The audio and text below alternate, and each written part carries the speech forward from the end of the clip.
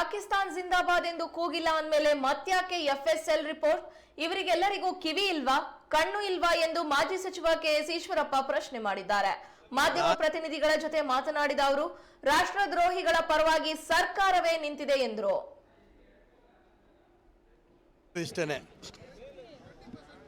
ಕೆಲವು ಕಾಂಗ್ರೆಸ್ಸಿಗರು ಪಾಕಿಸ್ತಾನ್ ಜಿಂದಾಬಾದ್ ಅಂತ ಹೇಳೇ ಇಲ್ಲ ಅನ್ನೋಂಥ ಮಾತು ಕೆಲವು ಕಾಂಗ್ರೆಸ್ನವರು ಹೇಳ್ತಿದ್ದಾರೆ.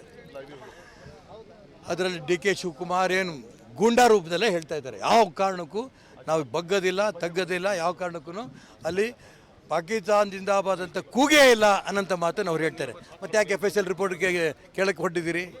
ನೀವು ತೀರ್ಮಾನ ಆಗೋಯ್ತಲ್ಲ, ಪಾಕಿಸ್ತಾನ್ ಜಿಂದಾಬಾದ್ ಅಂತ ಕೂಗಿಲ್ಲ ಅಂದಮೇಲೆ ಮತ್ತೆ ಯಾಕೆ ಎಫ್.ಎಸ್.ಎಲ್ ರಿಪೋರ್ಟ್ ಕಾಯ್ತಾ ಇದ್ದೀರಿ? ಇದು ಒಂದು ಕಡೆ.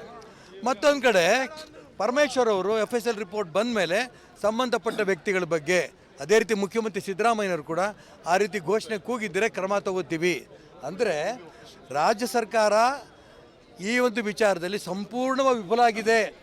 ಪಾಕಿಸ್ತಾನ್ ಜಿಂದಾಬಾದ್ ಅಂತ ಕೂಗಿದೆಯೋ ಇಲ್ಲೋ ಅನ್ನೋಂಥದ್ದನ್ನು ಇಬ್ಬರು ಹೇಳ್ತಾ ಇದ್ದಾರೆ. ಪ್ರಶ್ನೆ ಬೇರೆ. ಹಾಗಾದ್ರೆ ಇವರೆಲ್ಲರೂ ಕಿವಿ ಇಲ್ವಾ? ಎಲ್ಲ ಟಿ ವಿಗಳಲ್ಲೂ ಬರ್ತಾ ಇದೆ. ಪಾಕಿಸ್ತಾನ್ ಜಿಂದಾಬಾದ್ ಅಂತ ಕೂಗಿದ ಟಿ ವಿಗಳು ಬರ್ತಾ ಇದೆ, ಟಿ ವಿಗಳು ತೋರಿಸ್ತಾ ಇದ್ದೀರಿ. ಕಣ್ಣಿಲ್ವ ಇವರಿಗೆ? ಪಾಕಿಸ್ತಾನ್ ಜಿಂದಾಬಾದ್ ಅಂತ ಇಡೀ ದೇಶ ನೋಡಿದೆ ಕೂಗಿದ ಅಂತ.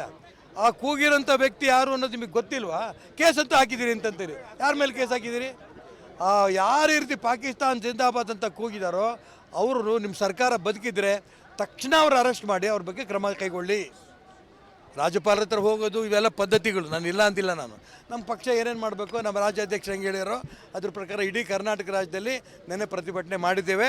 ಮತ್ತು ಪ್ರತಿಭಟನೆ ಮಾಡಿದ್ದಕ್ಕೆ ಎಲ್ಲ ಕಡೆಯಿಂದಲೂ ಕೂಡ ಒಳ್ಳೆ ಕೆಲಸ ಮಾಡಿದಿರಿ ಅಂತ ನಮಗೆ ಜನ ಬೆಂಬಲ ಕೊಡ್ತಿದ್ದಾರೆ.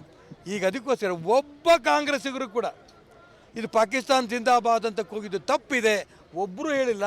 ಇವರು ಪಾಕಿಸ್ತಾನ್ ಪರನ? ಇವರು ರಾಷ್ಟ್ರದ್ರೋಹಿಗಳ ಪರನ? ಇವರು ನಾಳೆ ಚುನಾವಣೆಯಲ್ಲಿ ಇದೇ ಇಟ್ಕೊಂಡು ಹೋಗ್ತೀವಿ. ರಾಷ್ಟ್ರೀಯ ವಿಚಾರಗಳನ್ನು ಸಿದ್ಧಾಂತ ಇಟ್ಕೊಂಡು ಭಾರತೀಯ ಜನತಾ ಪಾರ್ಟಿ ರಾಷ್ಟ್ರದ್ರೋಹಿಗಳ ವಿಚಾರ ಇಟ್ಕೊಂಡು ಪಾಕಿಸ್ತಾನ್ ಜಿಂದಾಬಾದ್ ಅಂತ ಕೂಗಿರೋದು ಕಾಂಗ್ರೆಸ್ ಪರ.